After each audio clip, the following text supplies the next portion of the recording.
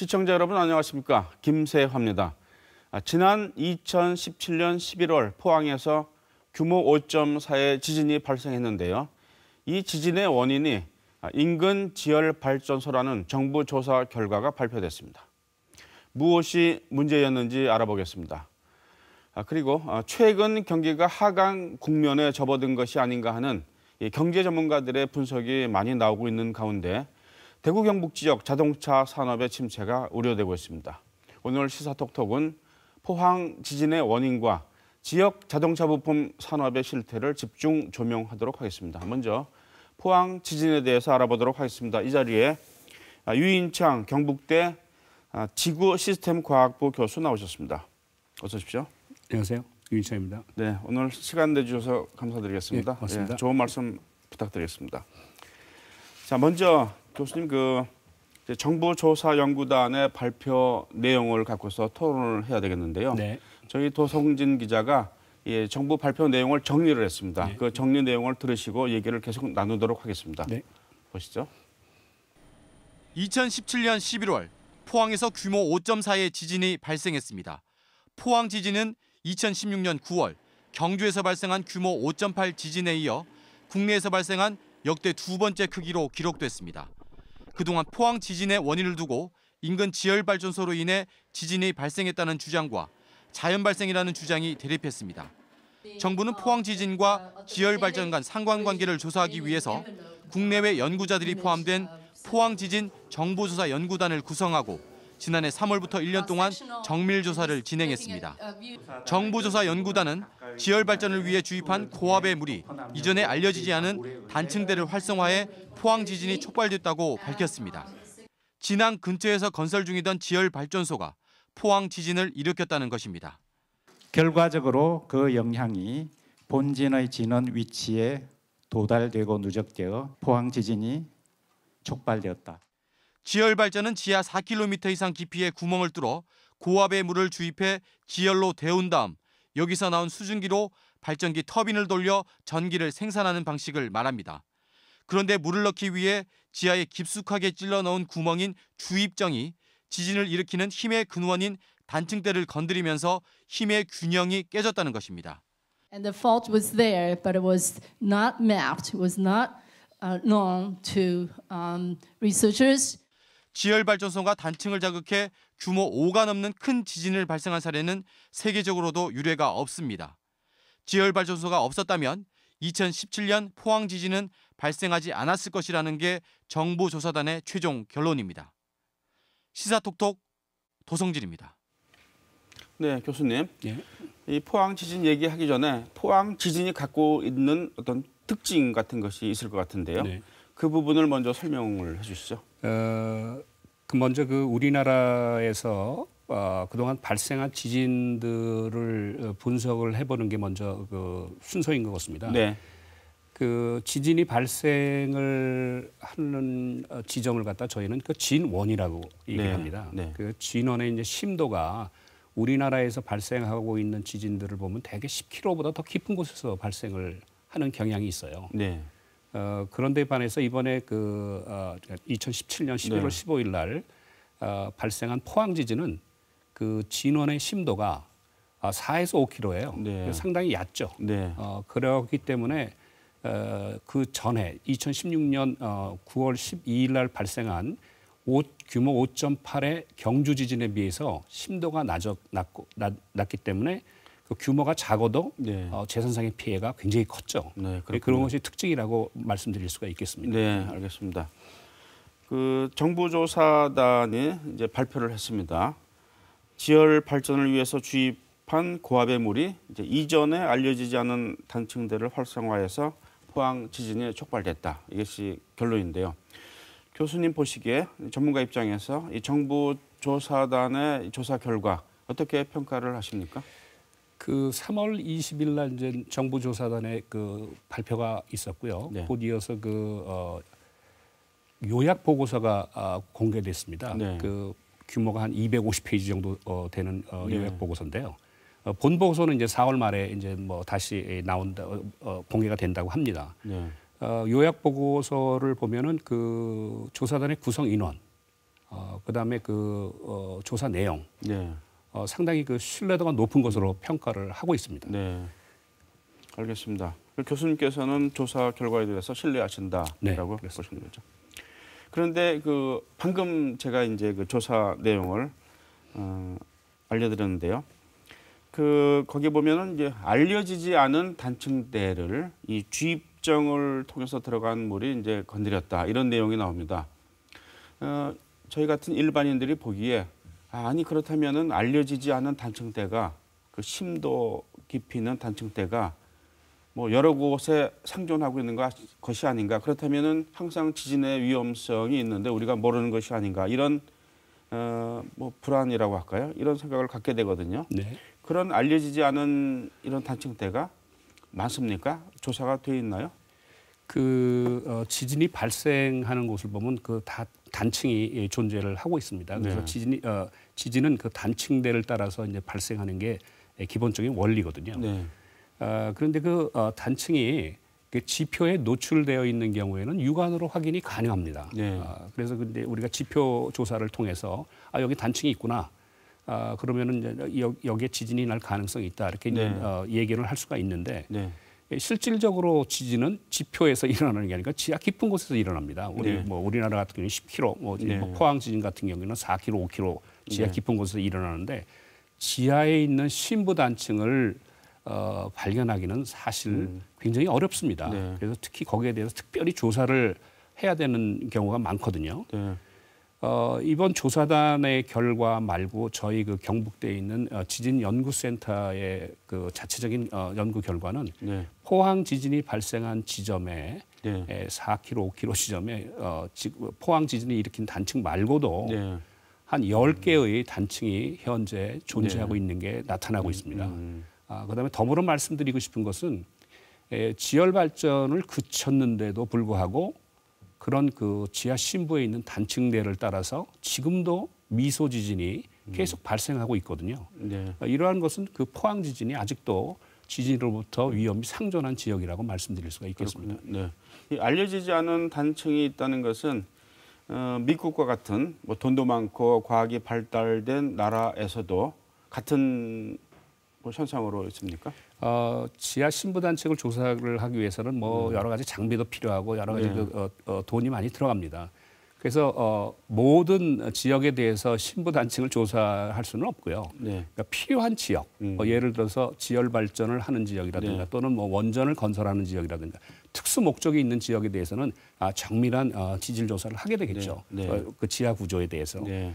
그러나 그렇지 않은 지역에 대해서는 일부러 할 필요는 없고 위험성이 있는 지역에 대해서는 좀 조사를 해야 될 필요가 있습니다. 그런데 아직까지 우리나라에서는 이와 같이 지하 심부 단층에 대한 연구가 아직도 안 되고 있습니다. 약간 좀 미흡한 상태다. 예, 그렇습니다. 이 부분 한 가지만 더 여쭤보겠습니다. 알려져 있는 단층도 있는 것이죠? 그렇습니다. 이제 알려져 있는 단층이라는 것은 대체적으로 이제 지표에 나타나 있는 단층이고 그 지표에 나타나는 단층을 갖다가 요 단층은 지하 몇 킬로까지 연장이 됐을 것이다라고 추정을 하는 정도에 그치고 있거든요.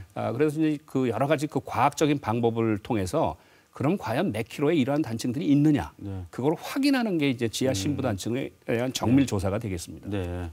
정부 조사에 대해서 이제 1년 동안 조사가 됐는데요.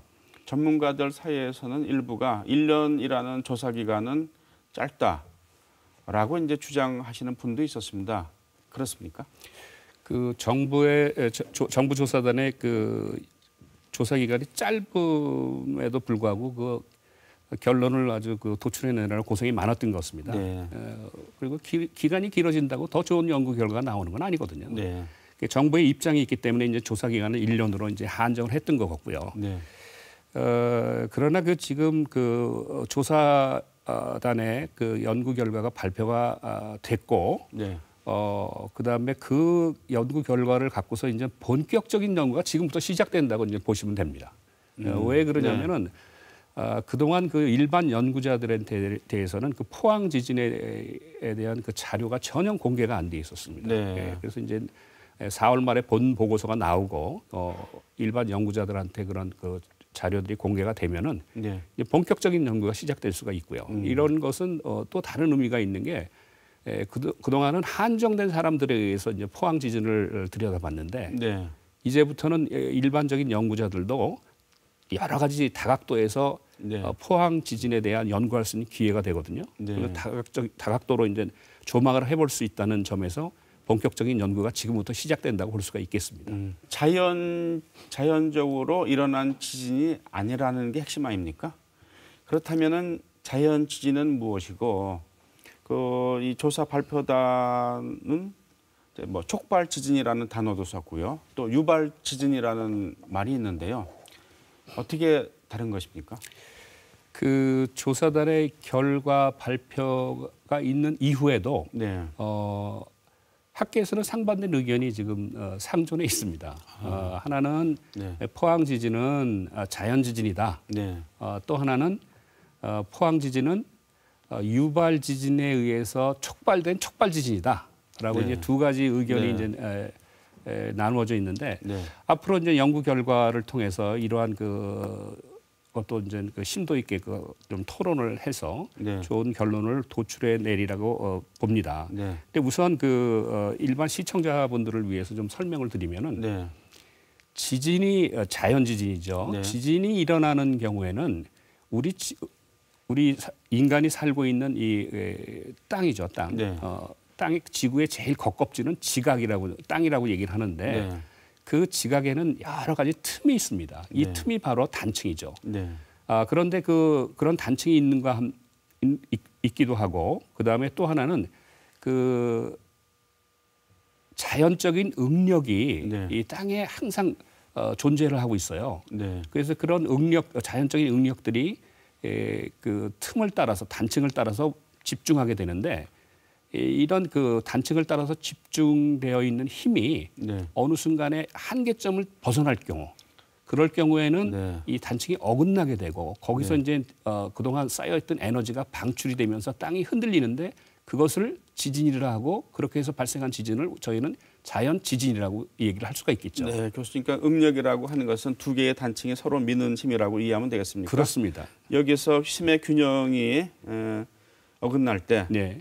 어느 한쪽이 뭐 하여튼 더 올라간다든가 그렇습니다. 해서 이제 예. 자연 지진이 발생한다 이 말씀이시죠? 그렇죠. 네, 그리고요. 그런데 이제 유발 지진이라 하면 인간의 활동에 의해서 네. 지진이 발생하는 경우가 있습니다. 네. 근데 이건 같은 예는 아니지만은 저희가 이제 아파트에 살 때 보면은 고층 아파트 살면은 중간에 어느 층에서 공사를 하느라고 네. 뭐 수동 뭐 분쇄기 같은 걸 걸고 네. 뭐 벽을 부수거나 네. 할 경우에는 진동이 전체 아파트로 주어지지 네. 않습니까? 네. 그런데 만약에 수동 분쇄기 같은 거를 네. 작업을 안 할 경우는 또 다시 조용해져요. 조용하고, 네, 다시 그렇죠. 키면은 또 진동이 네. 일어나고 네. 이와 같이 인간의 활동에 의해서 네. 그 진동이 생기는 경우 네. 이럴 경우를 이제 유발 지진이라고 얘기를 하죠. 그래서 이제 이번에 포항 지진 같은 경우에는 지열 발전을 하면서 땅 속에다가 물을 주입을 해갖고 고압의 물을 주입을 하면서 그때 생기는 작은 규모의 파동들 네. 이걸 갖다 미소 지진이라고 얘기를 합니다. 네. 이러한 미소 지진들은 유발 지진에 속하는 거죠. 네. 그런데 이제 유발 지진의 규모를 보면은 어떤 경우가 있냐면은 물이 주입하는 양, 그다음에 그 어느 정도의 고압의 물을 주입하느냐에 따라서 발생하는 미소 지진의 규모가 달라집니다. 어떤 경우에는 뭐 1.0, 2.0, 어떤 경우에는 3.0까지 올라가고 있거든요. 그런데 이번에 보니까 포항 지진은 규모가 5.4예요. 그래서 이제 그 미소 지진, 소위 말해서 유발 지진으로 설명하기는 상당히 힘듭니다. 5.4에 거의 자연 지진에 가까운 지진이 발생했는데 네. 이게 물을 주입해 가지고 5.4의 그런 유발 지진이 발생할 수 있느냐 여기에 대해서 아직까지 논란이 많거든요. 네. 네, 그래서 이제 이번에 그 조사단에서는 촉발 지진이라는 단어를 썼습니다. 그래서 네. 이 촉발 지진이라는 단어는 이 보고서에서 보시면 알겠지만은 아직까지 이제 세계적으로 학계에서 공통적으로 사용하는 단어는 아닙니다. 네. 그래서 이번에만 한정되어서 네. 사용한다는 그런 정의를 내렸습니다. 네. 촉발 지진이라는 것은 뭐냐 하면은 유발 지진에 의해서 그 범위를 벗어나는 범위 내에서 발생한 지진 그러나 자연 지진에 가깝다. 그래서 네. 이제 그걸 촉발 지진이라고 말을 썼는데 이러한 그 정부 조사단에 의한 그 촉발 지진이라는 새로운 용어는 앞으로 이제 학계에서 좀 검증이 좀 필요한 부분입니다. 네. 주입정을 통해서 들어간 고압의 물이 유발 지진을 일으키고 미소 지진을 일으키고 그 미소 지진이 규모 5.4의 지진을 일으켰는데 그것을 이제 촉발 지진이라고 이번 정부 조사단에서는 얘기를 했다. 예, 그렇습니다. 예. 그 4월 말에 자세한 보고서가 나오고 이제 일반 학자들이 그 보고서를 갖고 연구를 할 때 그 혹시 이게 이제 자연 지진에 가깝다라는 그런 주장이 나올 수도 있겠네요.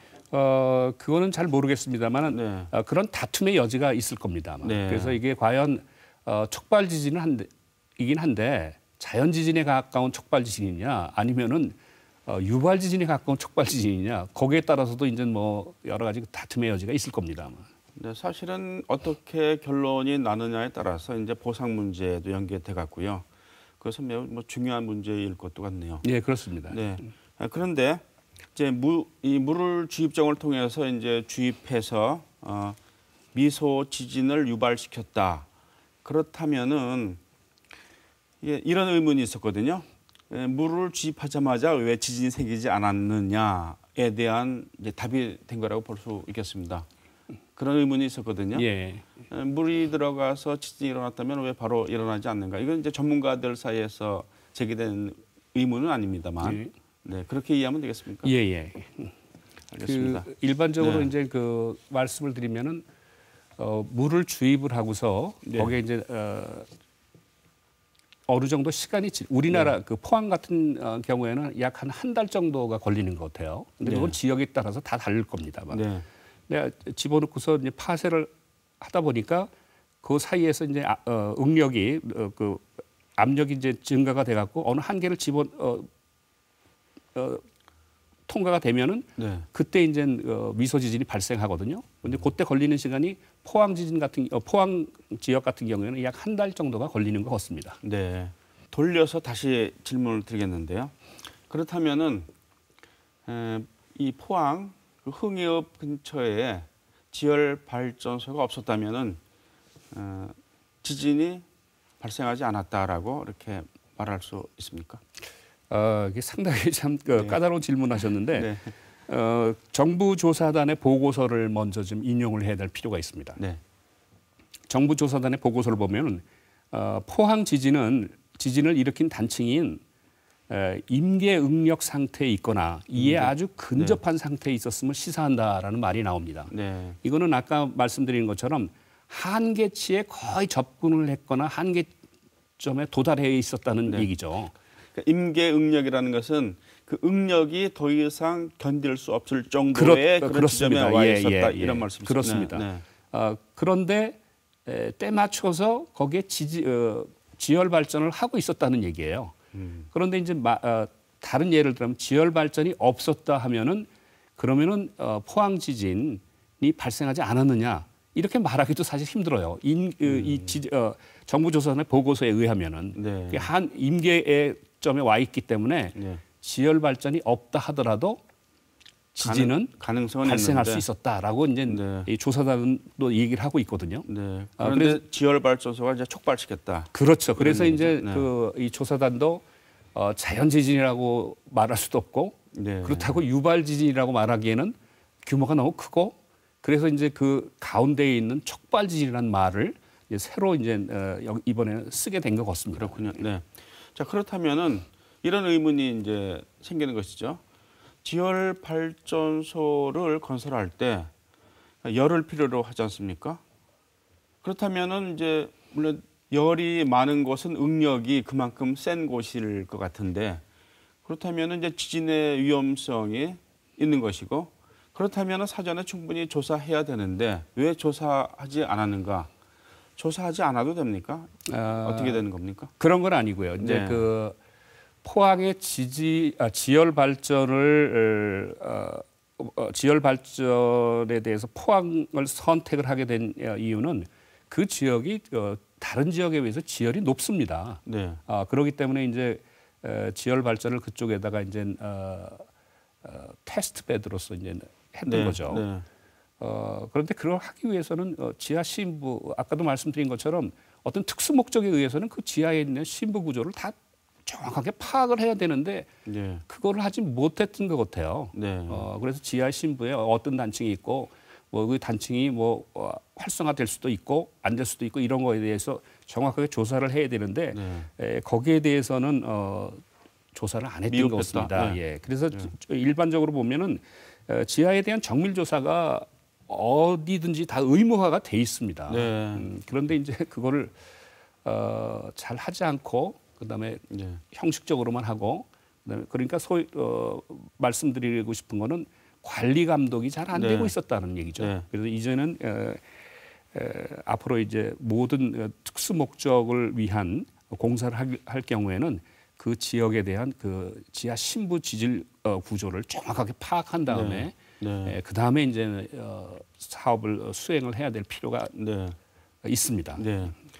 그 지하에 열이 높다는 것은 응력이 센 곳이다 이렇게 이해할 수가 그거하고는 있습니까? 좀 다른 문제죠. 다릅니까? 예. 네. 그러니까 열이 있어도 예. 응력이 높지 않은 곳도 있다. 곳도 있습니다. 네. 예. 만일 지열 발전소를 지으려면은 응력이 높지 않으면서 열이 있는 곳 그런 곳을 찾아야 되겠네요. 그 대표적인 예가 그 아이슬란드 같은 네. 경우가 있거든요. 네. 근데 아이슬란드 같은 경우에는 뭐 바로 그 지열이 네. 뿜어 나오는 그런 지역이고요. 예. 근데 화산 지역 같은 경우에는 예. 지표까지 바로 올라와 있기 때문에 그런 예. 지역에 대해서는 쉽게 할 수가 예. 있습니다. 그러나 우리나라는 그런 지역이 없기 때문에 가장 적합한 지역으로 포항 지역을 선택을 했고 그다음에 적어도 그 지열 원이 한 4km 정도 있으니까 거기까지 시출을 하다 보니까 네.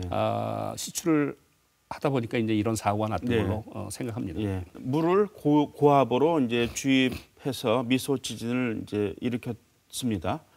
근데 이미 그 뽑아내지 않은 물이 그대로 있다고 합니다. 이제 보도에 따르면 한 6천 톤 정도 남아 있다고 그러는데 남아 있기 때문에 진동을 일으키는 것 같지는 뭐 않다고 이렇게 생각이 듭니다만 맞는지 모르겠습니다만. 근데 이 지금 남아 있는 물이 어떤 영향을 끼칠 그런 가능성은 없습니까? 지금 조사 보고서에 보면은 주입한 물의 양이 한 12,000톤 정도 되는 것 같아요. 네.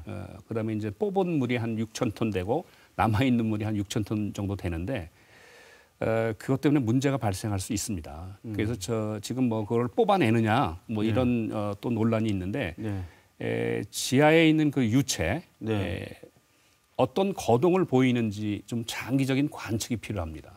그래서 그 장기적인 관측을 통해서 지하에 남아있는 유체가 어느 쪽으로 이동을 하고 뭐 정체돼 있고 이런 거를 좀 잘 파악을 한 다음에 그 다음에 대응책을 세워야 이게 안전한 대응책이 나올 수 있겠습니다.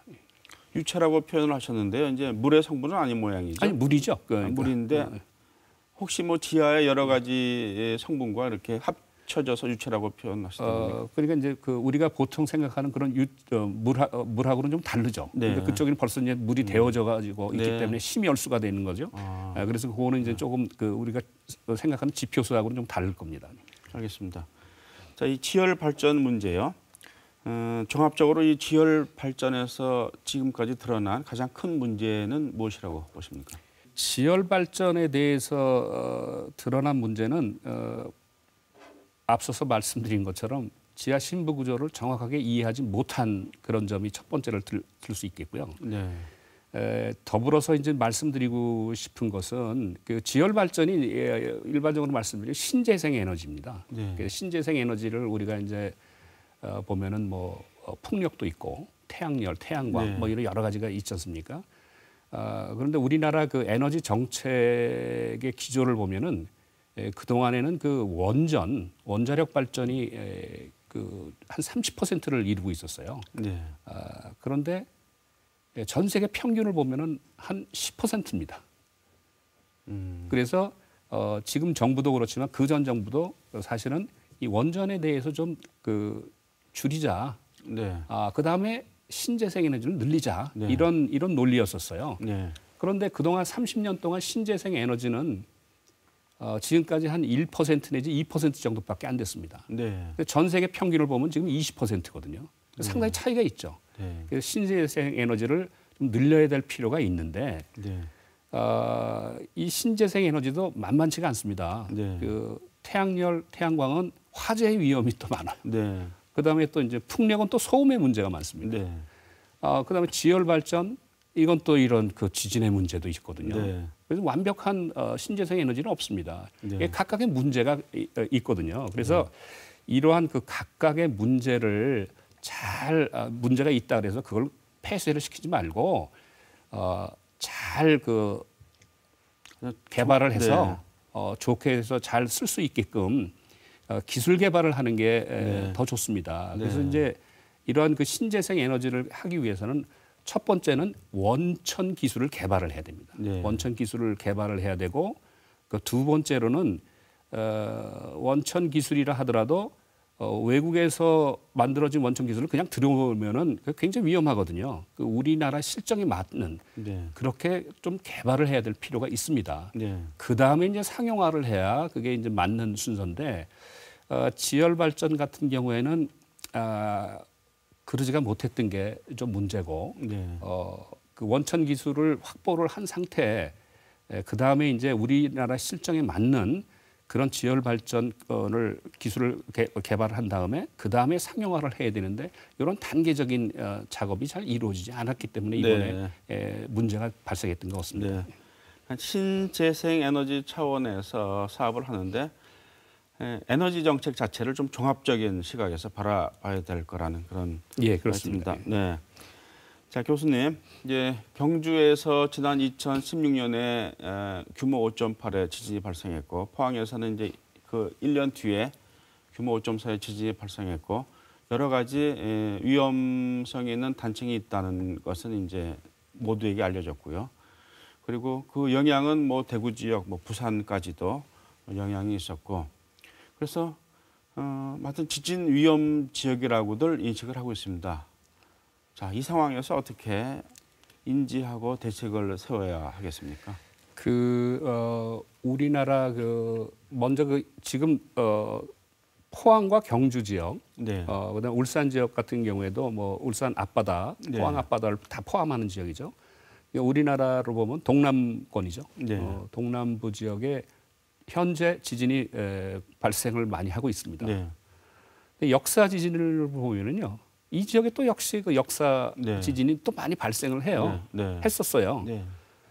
그러면 이건 무슨 얘기냐면 앞으로도 발생을 한다는 얘기거든요. 네. 그러면 이 지역은 지진으로부터 안전하지 네. 않고 상당히 위험한 네. 지역이다라고 말씀드릴 수가 있겠고요. 네. 그다음에 이러한 그 지진이 이제 자주 발생할 거니까 여기에 대한 대책을 세워야 될 필요가 있습니다. 네. 그래서 이제 그 대책을 좀 말씀드리고 싶은 게 네. 앞서도 말씀드린 것처럼 이 지역에 대한 특별히 네. 지하 신부 단층 지진이 발생하고 있는 그 지하 신부에 대한 네. 조사를 좀 철저히 좀 해야 될 필요가 네. 있는 게 첫 번째입니다. 네. 두 번째로는 다른 지역하고는 좀 다르게 지방 조례를 좀 강화를 시켜야 됩니다. 지진에 대해서. 네. 그 다른 뭐 충청도 어느 지역 또는 강원도 어느 지역에 필로틱 구조를 짓는다 그래서 네.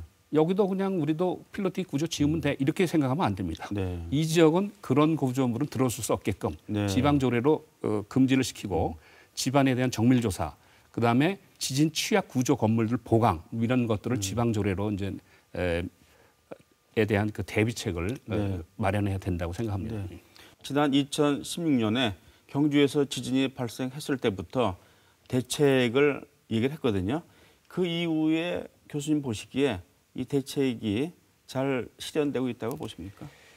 아니면은 말로서 그친 것이 아닌가 어떻게 보십니까? 그 지진에 대한 거는 좀 세 단계로 나눠서 이제 설명을 드릴 필요가 있는데요. 네. 지진이 발생하기 전에 이제 경보, 네. 경보 체계를 네. 잘 갖춰야 되고, 네. 그 다음에 지진이 발생했을 경우에 현장 대응을 어떻게 해야 되느냐. 현장 대응을 경보 현장 대응 아주 잘하고 있습니다. 네. 근데 실질적으로 중요한 거는 그 다음에 복구예요. 그런데 이제 복구가 아직까지 네. 안 되고 있지 않습니까? 네. 경주도 그렇고 네. 포항도 그렇고 포항도 그렇고. 네. 이 복구력을 어떻게 할 것이냐. 여기에 대한 대책도 함께 지금 생각을 해볼 때가 됐다고 생각합니다. 네. 과제도 많고요. 예. 해야 될 일이 너무 많은 것 같습니다. 네. 오늘 말씀 감사합니다. 예, 맞습니다. 글로벌 경기 둔화가 우려되고 있습니다. 경기가 하강 국면에 접어든 것이 아닌가 하는 경제 전문가들의 분석이 많이 나오고 있습니다. 제조업이 활력을 잃어가고 있고요. 근데 경기가 하강 국면에 들어가니까 가장 민감한 것이 자동차 산업인데요. 자동차 산업의 업황이 좋지 않고 이 자동차 완성차 업체에 납품을 하는 대구 경북 지역의 이 자동차 부품 업체들이 그만큼 어려워지고 있습니다. 이 부분 자세히 알아보도록 하겠습니다. 이 자리에 대구 경북연구원 경제산업연구실의 윤상현 연구위원 나오셨습니다. 안녕하십니까? 네, 반갑습니다. 자, 자동차 부품업계의 현황을 먼저 알아보고 시청자들께 간단하게 설명을 하신 다음에 그 얘기를 좀 해야 될 것 같아요. 대구의 경우 한 6조 2천억으로 한 6.3%를 차지하고 있고 네, 경북 매출액은 한 13조 2천억으로 전국 대비 한 13.5% 정도 차지하고 있습니다. 근데 이게 합하면은 이제 대구 경북이 19조 4천억 정도 되고 비중은 한 20% 정도 되는데 상당히 이제 크다고 볼 수 있죠. 볼 수 네, 있습니다. 예. 네. 네, 그리고요. 이 지역 제조업 비중도 한번 살펴보면 네, 전체 매출액이 대구 같은 경우에는 한 30조인데 네, 자동차 부품 매출액이 한 6조 2천억으로 한 20.5% 정도 차지하고 있고요. 네, 경북도 한 제조업 전체 매출액이 142조 원 정도 되는데 자동차 매출액은 한 13조 2천억으로 한 9.2% 정도 차지하고 있습니다. 네. 그러니까 이제 대구는 20%가 넘고 예. 제조업에서 차지하는 자동차 이 예. 부품업계의 그 비중이요. 매출액 기준으로. 예. 경북은 이제 10%가 넘고 액수도 30조 142조 이렇게 네, 맞습니다. 해서 이 대구 경북 지역 자동차 부품업계가 어렵다는 것은 곧 대구 경북 지역의 제조업이 어렵다. 예. 이렇게 이제 볼 수가 있는 것이죠. 예, 맞습니다. 네. 자, 이 우리가 이제 수출도 좀 하고 내수 많이 하지만은 예. 최근에 생산 그리고 수출 활동은 어떻습니까? 우리 대구 경북은 주력 산업이 섬유 산업이었다가 네. 이 자동차 부품 산업으로 전환되면서 지역 경제에 상당히 좋은 역할을 해왔었습니다. 네. 근데 이 자동차 산업 구조 자체가 고비용 저효율 구조로 바뀌면서 네. 이 계속적으로 지금 안 좋은 상황으로 가고 있고요. 네. 그러다 보니까 이 생산의 경우도 대구 경우는 한 2013년에 정도 증가세를 유지하다가 17년부터 네. 감소하게 되고요. 네. 경북은 2013년 이후부터 추세적으로 감소하고 있는 네. 상황입니다. 수출도 마찬가지로 아무래도 완성차 판매 부진이 네. 일어나면서 네. 한 2014년에 한 12.6억 달러 대구의 네. 경우는 네. 경북은 2016년 15.1억 달러 최고치로 이제 달성하면서 그 이후부터 계속적으로 이제 수출이 네. 안 좋아지고 있는 상황입니다. 네. 어쨌든 그 생산과 수출이 전반적으로 하락 국면에 있다. 맞습니다. 네, 그렇게 보면 되겠습니다. 그렇다 보면 이제 재무 상황도 좋지 않은데요. 예. 지금 지역 자동차 부품 업체들의 이제 재무 상황, 영업이익을 저희들이 정리를 해봤습니다. 2017년 기준인데요. 좀 설명을 해주시죠. 이 차트에서도 보시다시피 대구가 한 2,500억 정도로 한 전년 네. 대비 한 24.2% 정도 감소했고요. 네, 경북은 한 38.2% 정도 감소한 2천억 정도의 영업이익을 냈습니다. 네, 특히 이제 경북 지역은 이제 그 재무 건전성을 나타내는 단기 순손실 업체 수 비율이 네, 16년에 20.4%에서 17년 33.3%까지 이제 증가세가 이루어지고 있습니다. 이는 아무래도 법정 관리라든지 네. 부도들이 많이 일어나면서 아무래도 이 비율이 높은 걸로 이제 판단되어집니다. 네. 전년 대비 너무 많이 빠진 것 같고, 예.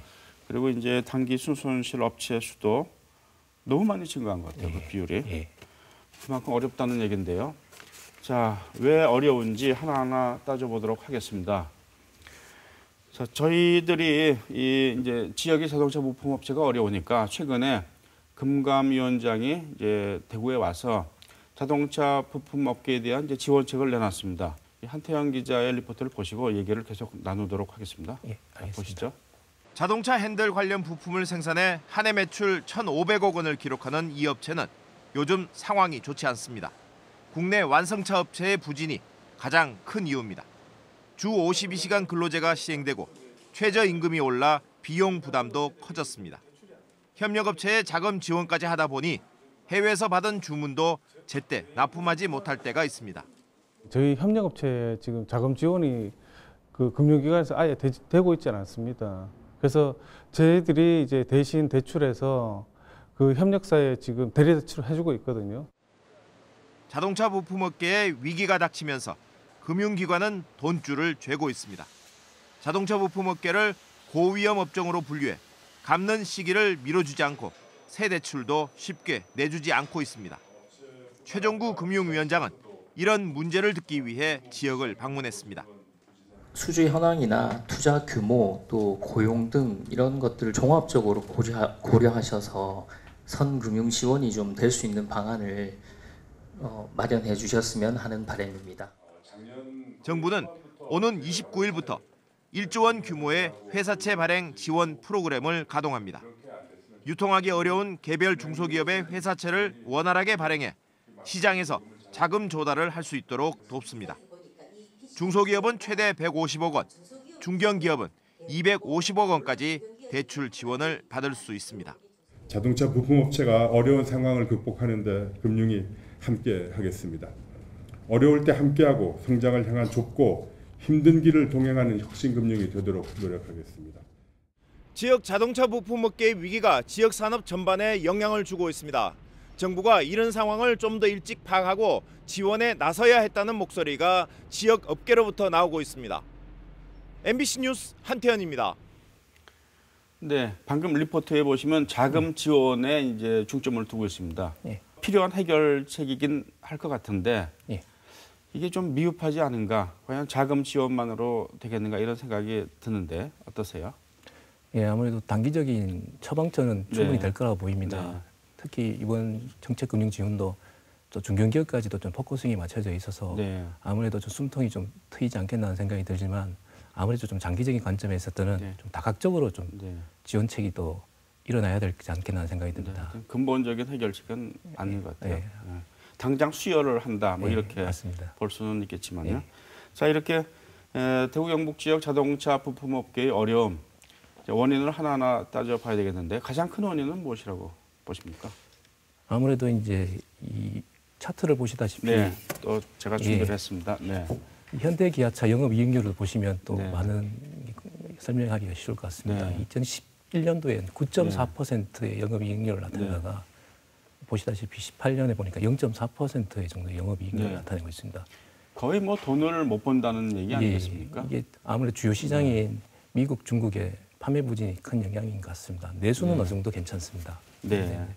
이 현상이라고 볼 수 있겠습니다. 내수 이제 괜찮다고 말씀하셨지만 예. 이제 경기 하강이 지금 우리나라에서도 예. 우리나라 내수 부분에서도 이제 그런 여파가 미치고 있는데 예.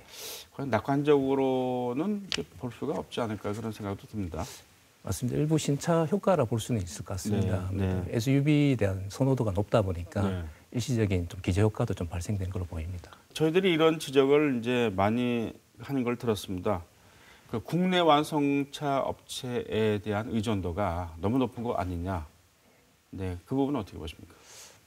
특히 이제 의존도가 높은 거는 이제 저희 그 현대기아차에 대한 매출액 의존도도 보면 제가 조사한 바에 의하면 네.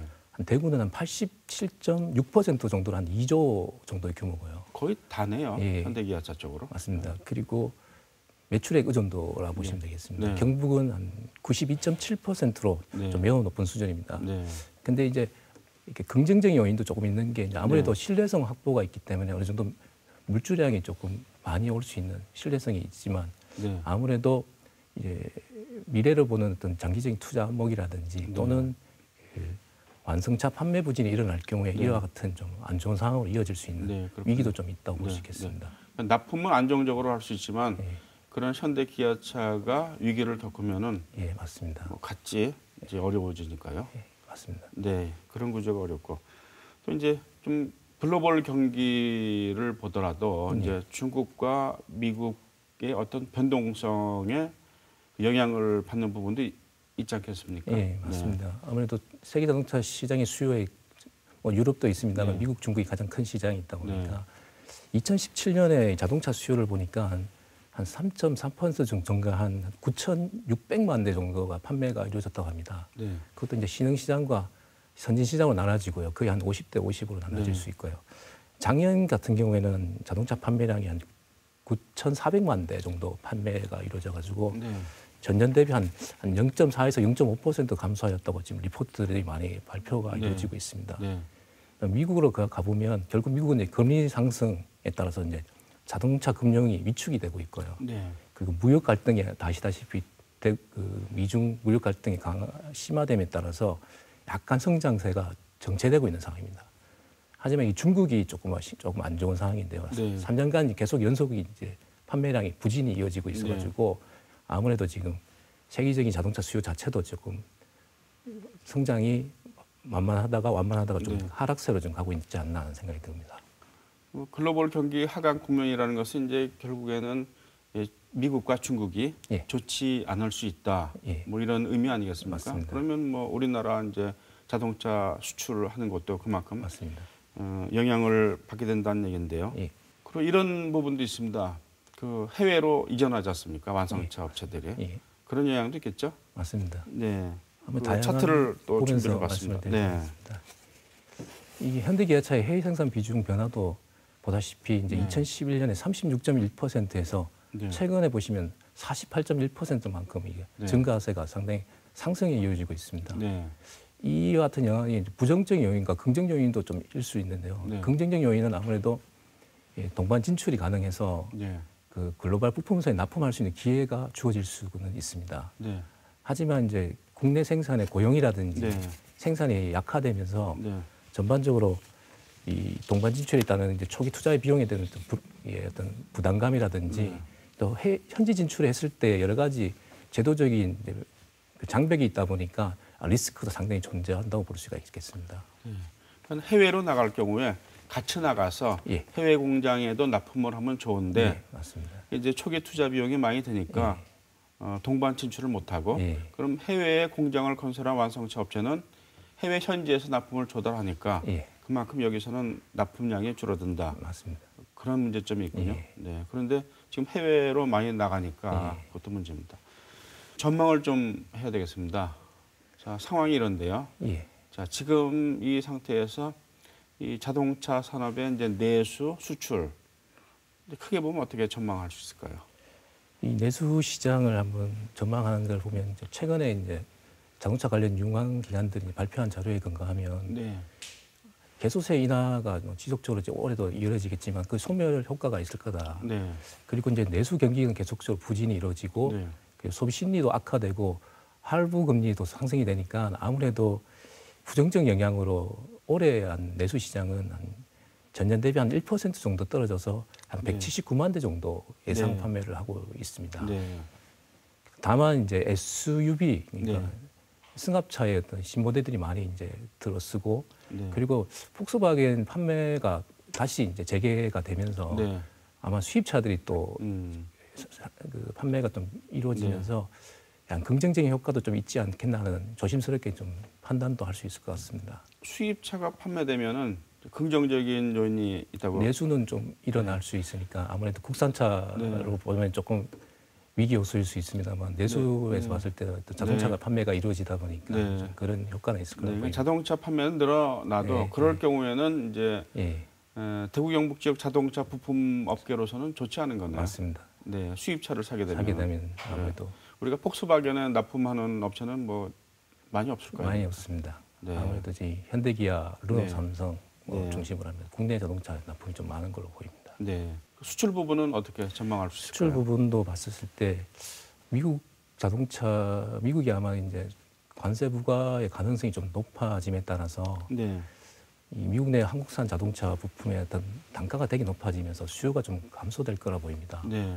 중국 또한 이제 우리 주요 수출 시장인 중국도 아무래도 이제 성장세가 계속 둔화되고 있고 이 중국 토종 자동차의 어떤 가성비가 이게 한국을 초월하고 있습니다. 왜냐하면 현대 자동차도 제값받기 전략으로 조금 발안한 지가 얼마 되지 않았거든요. 그러다 보니까 우리 현대자동차 하면 외국에서는 가성비 좋은 차라고 이제 인정하는 네. 데가 이 전략이 전환되면서 아무래도 중국 시장에서도 현대기아차 사는 수요가 지금 점점 줄어들고 있습니다. 그만큼 네. 토조 중국 자체 자동차들의 경쟁력이 상당히 높아지면서 수요가 지금 감소되고 있는 거고요. 결국 이렇게 되면 지역 자동차 부품업체의 수출도 네. 좀 어두워지지 않겠나는 전망을 조심스럽게 할 수가 있겠습니다.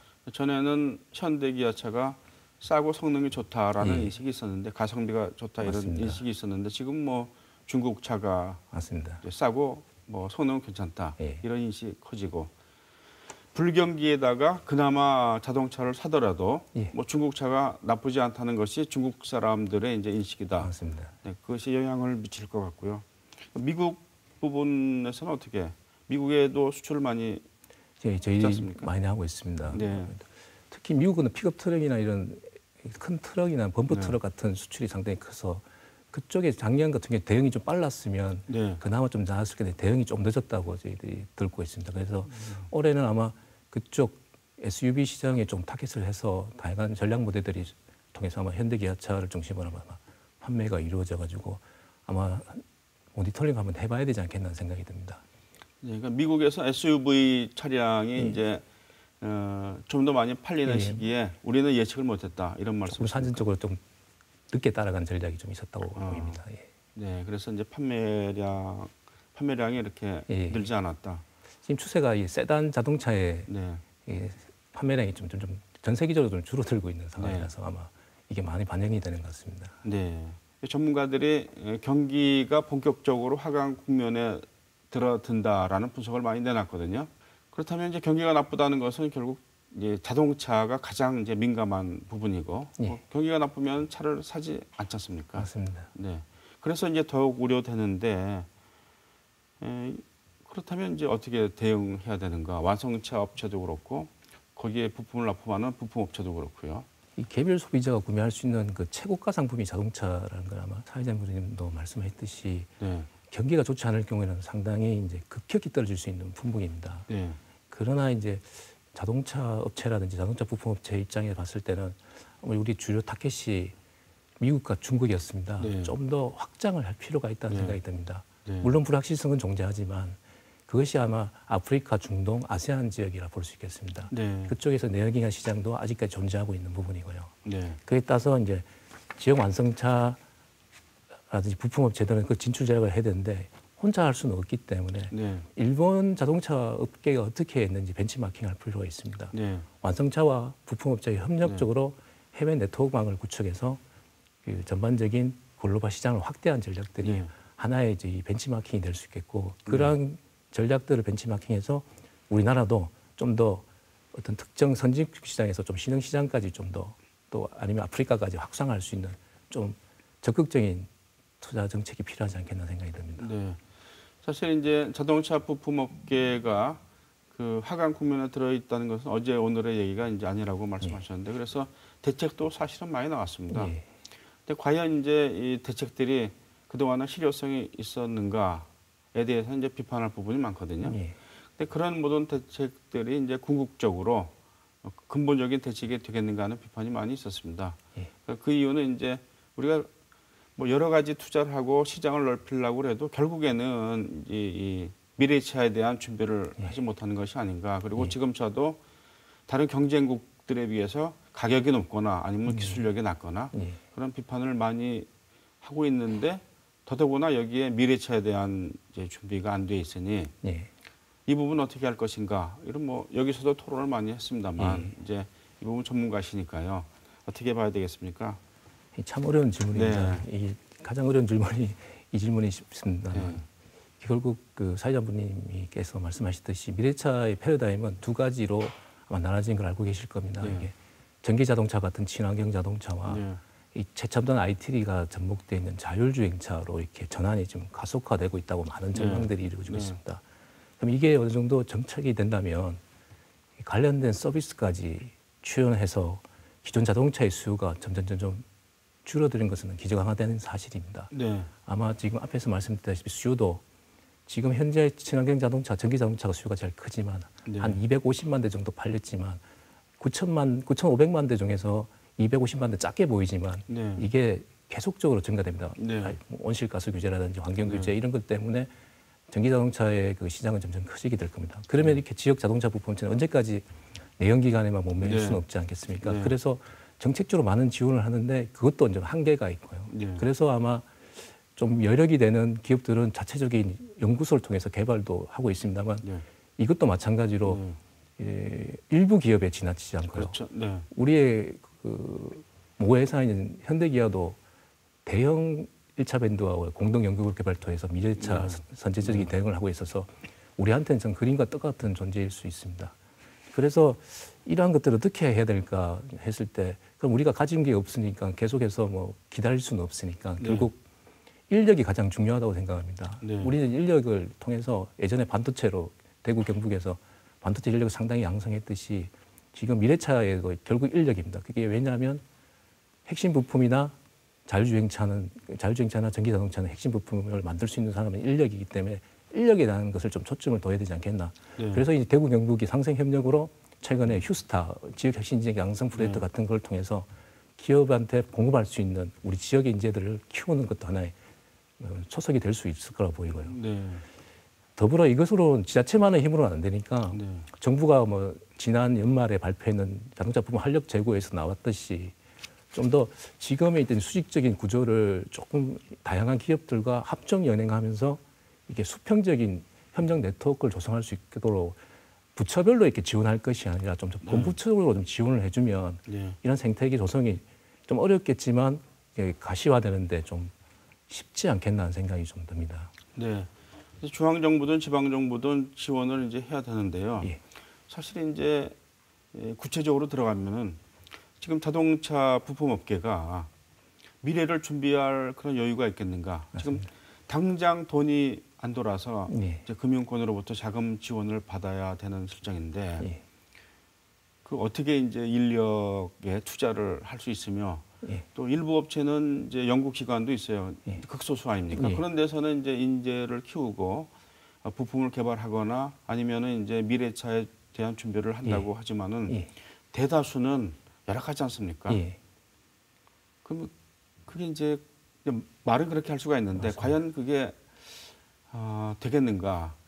맞습니다. 이제 그렇게 수직적 구조에 이게 상당히 여러 가지 이제 어려운 점을 만드는데 결국 그 완성차가 이제 2, 3차까지를 다 챙겨주면 참 좋겠지만 자기들도 지금 그 불확실한 미래를 내다보는데 조금 어렵지 않겠습니까? 그러면 이 지역의 중견기업들 한 4천억에서 1조 가량 되는 7천억까지 가량 되는 이런 중견기업들이 이제 2, 3차 밴드의 어떤 새로운 미래차에 대한 수주를 물량을 확보해 줘야 되지만 마찬가지로 이게 살 수가 있는 구조로 갈 수 있겠습니다. 물량을 어떻게 확보하겠습니까? 그 완성차 업체도 그 상대적으로 미래차에 대한 준비가 좀 미흡하다고 그러는데 뭐를 해야지 물량도 맞습니다. 확보하고 그게 2차, 3차, 4차 밴드까지 가지 않겠습니까? 그래서 지금 내연기관 구조와 이게 자율차라든지 전기차의 구조를 이렇게 비교해 보면 분명히 그대로 갈 수 있는 부품 업종들은 많을 겁니다. 다만 이게 이제 새로운 자동차 유행이다 보니까 이게 기술적인 요건이라든지 이게 조금씩 달라질 수 있기 때문에 그러한 지원이 있다면 아마 지금의 물량보다는 적을 수 있겠지만 자체적인 물량을 조금 더 어떤 지원 기관의 도움을 받는다면 기존의 물량이 조금 시장의 틈새 시장을 좀 노리는데 1조가 되지 않겠나 하는 생각은 듭니다. 그 마지막으로 하나만 질문할게요. 이제 정부 지원을 많이 얘기들 하고 계십니다. 근데 궁극적으로는 그 이제 업체가 그 사업체가 어떤 기술 개발해서 장사를 해야 되지 않습니까? 정부 지원이라는 게 그 어디까지 효과가 있고 어느 정도까지 해야 됩니까? 다른 산업도 있는데 맞습니다. 또 자동차 산업에만 그 뭐 집중해서 지원할 수도 없고요. 보통 정부 지원의 R&D를 보면 기초 원천 기술부터 이렇게 상용화 기술까지 이렇게 어려운 단어일 수 있는데 기술 수준별로 지원을 하고 있는데 아주 상용화되는 지원은 안 하고 있고 한 1에서 9까지 있다면 7단계까지 지원은 원천 기술이라고 하는지 뭐 응용 기술 이런 부분을 지원하고 있습니다. 그런데 다만 이러한 R&D들이 좀 더 이제 선진국 수준에 해당되는 기술을 지향하기 때문에 그에 대한 투자를 선제적으로 투자하는 것이 이제 정부 지원이다 보니까 미래를 대비하는 기업들이 수혜받기는 아무래도 좀 어려운 상황이다 보니까 이게 네. 기업들이 피부에 와닿지 않는다고 말씀을 많이 하고 있습니다. 네. 사실입니다. 네, 알겠습니다. 하여튼 이거 저희들이 자동차 부품 이런 업계에 대한 이제 토론도 많이 하고 분석도 많이 하는데 사실 이제 속 시원한 답을 이제 지금 구한 상태는 아닌 것 같아요. 계속 연구를 해야 되고 어떻게 돌파구를 찾아야 되느냐. 그만큼 이제 어렵다는 얘기인데요. 하여튼 되게 결론적으로 어떻게 해야 되겠습니까? 참 제가 질문을 계속 되풀이하는데 참 저도 이렇게 네. 속 시원한 해답을 못해서 제가 해답을 내릴 수는 없겠지만 결국 좀 또 비슷한 방향일 수 있겠습니다만 네. 이 완성차 판매 실적 부진은 이제 전속적 관계가 강한 이 대구 경북 네. 자동차 부품업체에게는 상당히 위기로 다가오고 있고요. 네. 기업 자체적으로 극복하기 너무 어렵지 않습니까? 네. 거기에 따라서 이 정부와 지자체는 이 편중된 정책보다는 현재 상황을 극복할 수 있는 현실성 있는 정책 지원을 발표를 했습니다만 네. 또한 기업들이 미래를 준비할 수 있는 이 중장기적 정책 방향도 설정해서 병행한 것이 필요할 것으로 보입니다. 네. 거기에서 이렇게 어떤 단순하게 그냥 솔루션만 해서 그냥 그 상황을 극복할 것이 아니라 네. 좀 더 이제 깊고 심도 있게 디딤돌처럼 이렇게 하나하나 다가가 가야지만 네. 이 어려운 난관들을 극복하지 않겠나는 생각이 됩니다. 네. 사실 이제 자동차 부품 업계뿐만이 아니고 제조업 모든 분야가 어려운데요. 네. 오늘은 여기까지 하겠습니다. 오늘 말씀 감사합니다. 감사합니다. 네, 이 정보기술과 생명기술의 급격한 성장으로 앞으로 산업이 어떻게 변화할지 예측하는 것은 쉽지가 않을 것 같습니다. 자동차 산업도 물론 예외는 아닐 텐데요. 자동차 산업의 어려움을 어떻게 극복하느냐는 문제는 자동차 산업의 미래를 어떻게 예측하느냐의 문제로 환원시킬 수 있지 않을까 합니다. 시사톡톡 오늘은 여기서 마치겠습니다. 시청자 여러분, 감사합니다.